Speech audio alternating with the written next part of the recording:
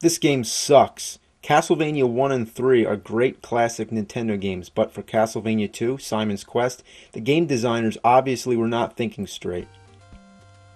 At first, it seems like a pretty decent game, a little different from the first in the series, but that's okay. Zelda 2 was different from the first, Mario 2 was different, but they were all good. The first thing that's strikingly different is the fact that you have to go through towns, talk to people, and buy stuff. Never really minded that. It makes it a little more like an adventure story, and it's kind of like Zelda, so that's okay. But the first problem comes in when it changes from day to night.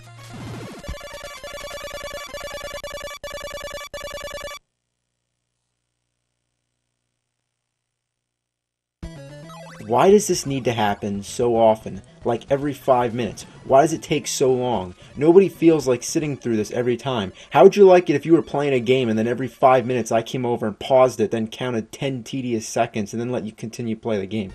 Now, I mean, why did they think that that would be a good idea and interrupt the gameplay? Did they think it would be more realistic? I mean, in real life, I don't have to stop in my tracks when the sun sets and a fucking box doesn't pop up in the air. I mean, this is one of the most annoying features in any game ever. What's the point? Yeah, I mean, the monsters are stronger at night and the stores are closed, but why is that necessary and why does the game have to stop? It's fucking retarded. And why do you have to die when you fall in the water? That's the stupidest thing I've ever seen. This guy can go all over fighting hordes of evil monsters, but he can't even fucking swim?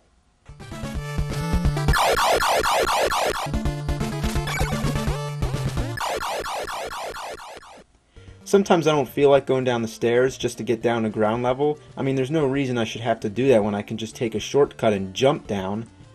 But oops, I shouldn't do that. There might be water down there. Another thing that's really annoying about this game is the fact that you have to buy weapons and items. I mean, still, that's not uncommon. You know, like I said, that's the same thing you have to do in many great games like Zelda, but let me explain. Here you have to collect hearts, which count as money. I mean, that's kind of odd, because usually hearts count as life or energy, you know, so that's kind of strange, but, you know, that's not the point. The point is that the items you need to buy are too fucking expensive, and the hearts don't add up enough. It takes too long to get enough of them to buy something, and it gets boring wandering around killing the same monsters over and over again just so you can buy a flame whip or something. Speaking of flame whip, that's pretty weird itself, isn't it? I mean, they were really being creative with that one. The flame whip.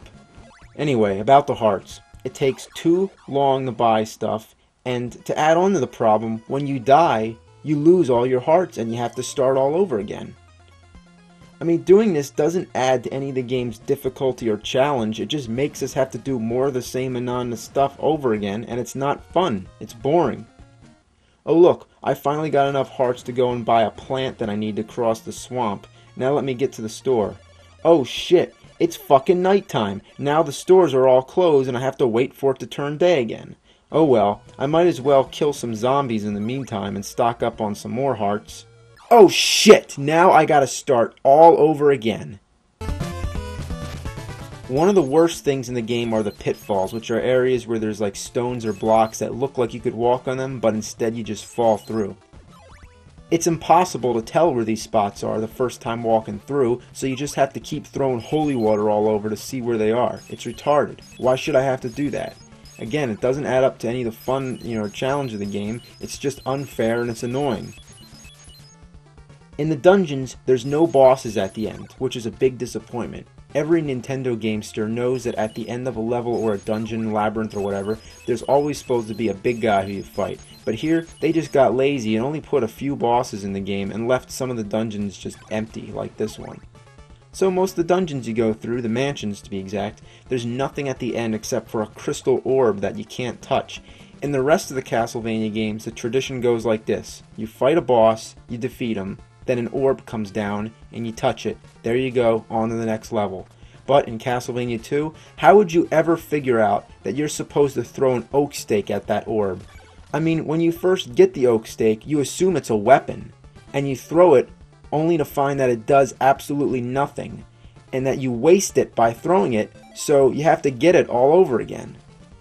There are parts in the game that are definitely not self-explanatory and are too hard to figure out. Take this dead end, for example. Would you guess that you're supposed to pass through this wall? How? You have to kneel down by it for like 10 seconds. Now still, that's not enough to make it so cryptic and hidden that we can't figure it out. Oh, please give us more for our buck and make it harder so we can wander around the whole game and exhaust every possibility before we find out.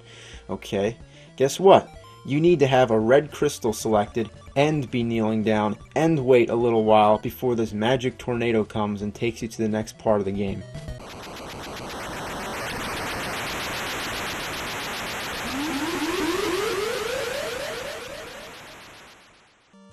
Most of the townspeople have things to say which aren't important at all, so why do you have to read them? Here in the dungeons, there's books that you may find which actually give you clues about things in the game that you may need to know about, but when I find these books half the time, it's by accident, so I may hit the button and cancel it out, which means that I don't even get to read it and I don't have a second chance. Why can't I do that when it changes from day to night? That would actually be helpful. So what the game designers figured is this. It isn't absolutely necessary for me to read about how to find Dracula's castle or what I'm supposed to do with an oak stake, but what I do need to read, again and again constantly, is the morning sun has vanquished the horrible night. How about vanquish this horrible game? The only sure way to get through this awful game is to enter a code, but even that is way more tedious than it should be. While most of the Castlevania games have symbols you enter for a code, this one just has a whole bunch of numbers. I mean, like, one of those little parts would be enough for a password, but why 4? Like, why so many? In general, I hate games that have passwords like this because sometimes they have uppercase and lowercase letters. Like, the L's, you know, look like I's, the zeros look like O's, the 8's look like 5's. So, you know, why does there have to be so many digits? You know, like, why can't it just be numbers or something? Like, you know, just numbers and not letters. I mean, it takes me like 5 minutes to enter this code when it should only take like 5 seconds. It's friggin' stupid. Okay, so say we enter the code and we go to Dracula's castle. You'll be pretty disappointed how anticlimactic this game is. It isn't even worth putting in a code, let alone playing the whole game all the way through, which if you did, I feel bad for you. I mean, first of all, there's no enemies in Dracula's castle. You just walk all the way through, and the only obstacles are just like going up and down steps, which won't hurt you, and they aren't challenging either. They're just tedious. I mean, what the hell is the point of going through the castle if there's nobody to fight? Did the game designers just like run out of time or something? So then you get up to Dracula, and guess what? He doesn't look anything like Dracula. Instead, he looks like a Grim Reaper, and he throws sickles. I mean, did the people who made this game even know what Dracula is? He's a fucking vampire. Alright, on top of everything, Dracula's way too easy. Check this out. This is a trick that I discovered myself, and so could you without the help of any strategy guide. When Dracula first appears, he stands there for a while, and he gives you plenty of time to land lots of free hits. Not only does he stand there for a long time, but everything that hits him will stun him and give you even more time. Naturally, you'll probably be using the flames because it's one of the most effective weapons in the game, but using it against Dracula, it makes it simply impossible for him to even do anything. He has no chance. The second you start throwing that shit at him, you've already won. I mean, why is it that easy? Did they even test the shitty game out before they released it? What a piece of shit. I mean, I feel horrible that I had to play this game in order to make this video, but I did it to demonstrate its dreadfulness, and I forced myself to play it just so that you don't have to. So you should thank me for telling you to stay away from this horrible, steaming pile of goat shit.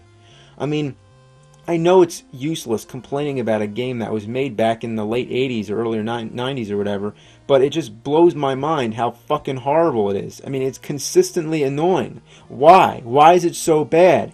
If all these problems were changed, then we'd have a great trilogy of classic Castlevania games, but history is history, and we might as well try to count Castlevania III as, you know, the second in the series, and leave this awful piece of horse shit alone, as it stands today as one of the biggest fuck-ups of all time. Thank you for listening. Good night. The ending sucks too.